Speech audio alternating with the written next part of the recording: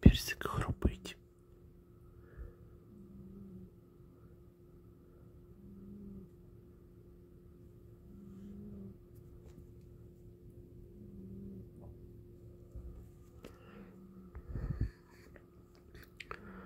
Не знаю, чи чути.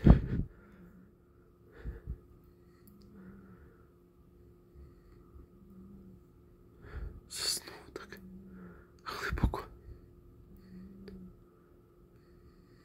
Що аж захропів.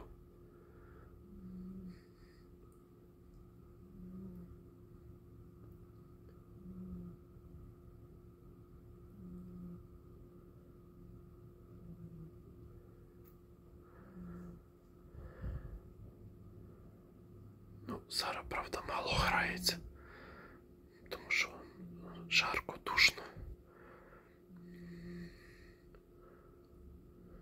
Це від жари спасається, заснув.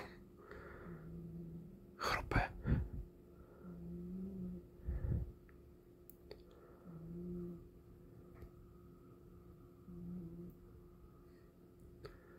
Ну все, не буду йому заважати.